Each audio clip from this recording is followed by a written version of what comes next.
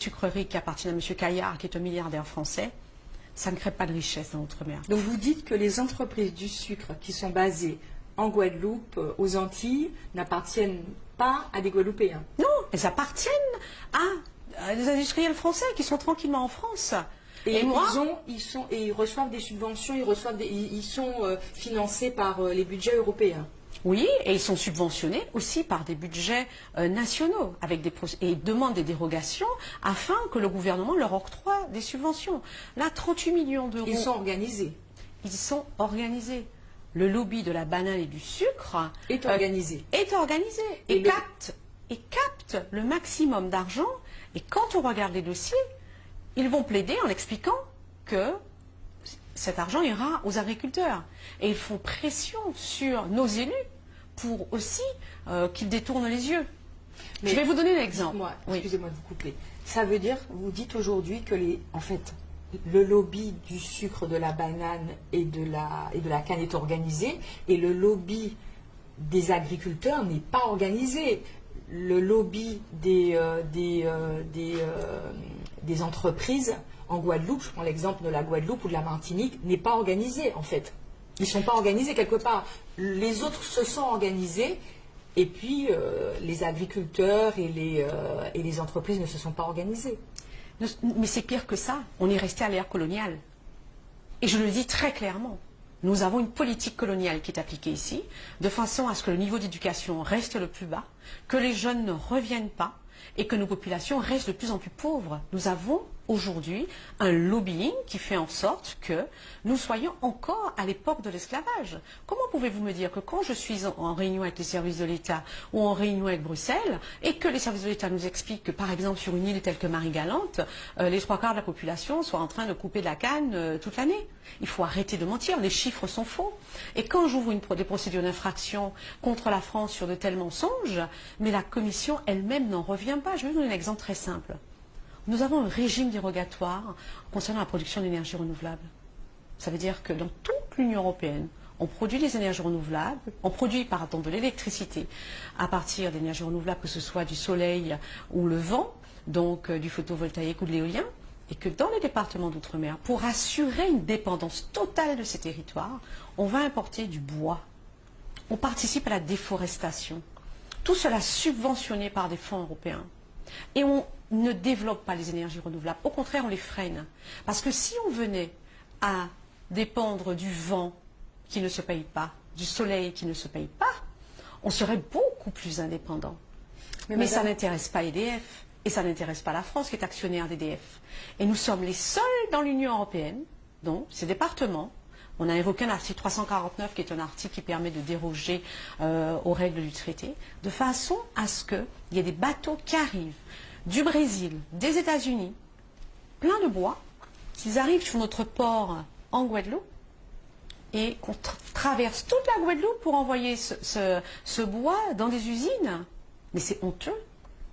J'étais dans une réunion avec la directrice générale de l'énergie, avec les États membres, et ils n'arrivaient pas à le croire, parce que quand vous racontez ça, on ne peut pas le croire, parce que la France, que dit la France? La Convention de Paris, la France donne des leçons au monde entier sur les énergies renouvelables, mais pas dans l'outre-mer, puisque de toutes les façons, on a déjà eu l'esclavage, on a déjà eu la chlordécone, la pollution à la chlordécone, il n'y a jamais eu de condamnation. Aujourd'hui, nous avons des usines excessivement polluantes qui rejettent leurs déchets en mer et la pollution de l'air est excessive. Ça a déjà été bien précisé par l'autorité environnementale nationale, mais personne ne dit rien, personne ne fait rien. Pourquoi? Parce que les élus gagnent financièrement avec cette dépendance. Parce que la taxation à l'importation, donc vous avez une taxe chaque fois que quelque chose est importé en Guadeloupe, je parle par exemple de l'octroi de mer et toutes les taxes liées à l'importation de combustibles. On va revenir à l'octroi de mer, mais je voulais vous dire quelque part, c'est la faute à qui, Madame Copette? C'est la faute à qui? Parce qu'en fait, si le Guadeloupéen ne s'intéresse pas à ça, s'il se contente de ce qui existe, il a un pouvoir en fait, le pouvoir de changer les choses. Il est le seul à avoir le pouvoir de changer les choses en s'organisant. Concrètement, aujourd'hui, qu'est-ce qui doit être mis en place pour qu'il y ait ce changement? Concrètement, le changement, c'est maintenant. Et il ne faut pas attendre. s'organiser autour de ce lobbying citoyen, parce que c'est la population qui souffre et il n'y aura pas d'avenir pour cette population. Donc en adhérant à un mouvement Outre-mer, moi je défends et je représente les intérêts des membres de l'association. Il faut arrêter de croire que les politiques sont la solution de la représentation. Les politiques ne comprennent absolument pas comment fonctionne l'Union européenne. Il est vrai qu'en Guadeloupe, en Martinique, en général, en Outre-mer, on compte sur les élus. C'est-à-dire que le citoyen, il vote, il demande tout à son maire, il demande tout à son député, il demande tout à son président de région. On a souvent tendance à vouloir, à attendre tout de l'élu. C'est une forme d'irresponsabilité en fait, et c'est un clientélisme très particulier, la politique dans les départements d'outre-mer, parce que nous avons vu qu'il y a un niveau de corruption dans tous les départements d'outre-mer avec les élus, ça est décrié par la Cour des comptes et que rien n'est fait, mais il faut changer cette mentalité. Il faut bien comprendre qu'en 2021, personne n'attend quoi que ce soit de ces élus. Les intérêts, on va les défendre, on va défendre ces intérêts.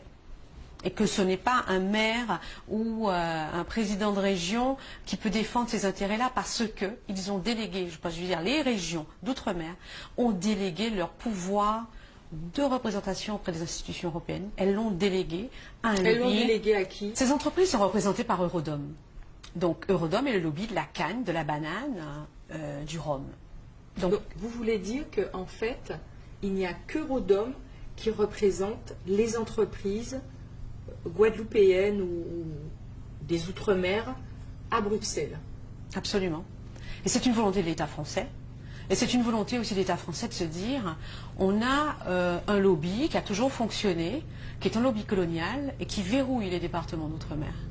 Et les députés, et les différents députés, quand je parlais de la députée allemande, Madame Rodust, tout à l'heure, elle était quand même excessivement surprise de voir que l'État français l'a renvoyé toujours vers Eurodom pour tous les sujets. Alors qu'il dit que la pêche, ce n'est pas forcément un sujet lié à la canne, à la banane. Donc, Maître Copette, aujourd'hui, ce que vous voulez, c'est organiser les autres filières au sein du MOM pour pouvoir les représenter?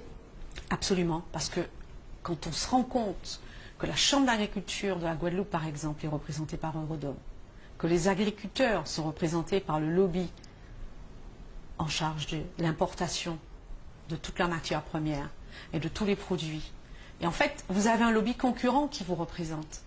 Donc, il est urgent de comprendre et de voir ce qui se passe. Il ne faut plus faire semblant de ne pas savoir.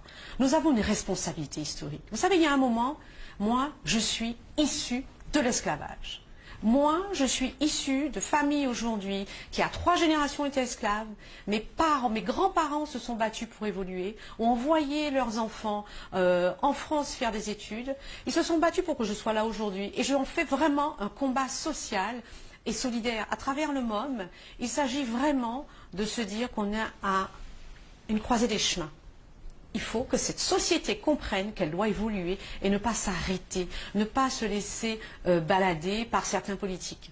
Il faut clairement aller aujourd'hui chercher de l'argent pour faire évoluer la société guadeloupéenne. Parce que moi, je le dis très clairement, on est face à un génocide de substitution, je l'ai vécu. J'ai passé combien d'heures dans à la gendarmerie en Guadeloupe. Vous savez, avant de venir en Guadeloupe, je pensais que j'étais une citoyenne normale, avocate, je vis à Londres, à Bruxelles, Paris. Puis j'arrive ici, et je vois un fourgon de gendarmerie, 2 fourgons débarqués, puis on m'explique tranquillement, mais qu'est-ce que je reste faire ici? Je rencontre un procureur de la République qui me dit, mais madame, qu'est-ce que vous faites ici? Pourquoi? Qu'est-ce qui s'est... Enfin, ma fille, par voie de conséquence, on lui a interdit, française, guadeloupéenne, d'être en Guadeloupe. Mais moi, je vais dire que, pourquoi j'attends qu'un garde des Sceaux se penche sur ce sujet? Parce que tant qu'on n'aura pas rendu justice, quand je suis arrivée ici, je me suis dit, on a 400 000 personnes en danger de mort. Vraiment 400 000 personnes en danger de mort. Nous n'avons aucun respect du droit civil, du droit pénal, du droit de l'environnement. Rien. La chlordécone, le droit de l'environnement. Aujourd'hui, les usines d'Albioma qui rejettent leurs déchets. Revenons à votre arrivée ici. Oui. Qu'est-ce qui se passe? Pourquoi, enfin, qu'est-ce qui s'est passé? Parce que vous étiez une avocate de Bruxelles. Enfin, pourquoi il y a ces gendarmes? Pourquoi on ne veut pas que vous soyez en Guadeloupe, que vous viviez en Guadeloupe? Ben écoutez, j'ai été... vous avez vu l'affaire de Michel Zecler. Elle met en lumière le fait que vous avez des gendarmes qui sont capables de faire de faux témoignages. Et j'ai été victime de faux témoignages de gendarmes. Je vis ici, j'arrive ici avec ma fille, et là, j'ai mon ex-mari qui fait un procès d'intention, mais quelque chose de... Je dirais que les détails de cette affaire sont tellement sordides.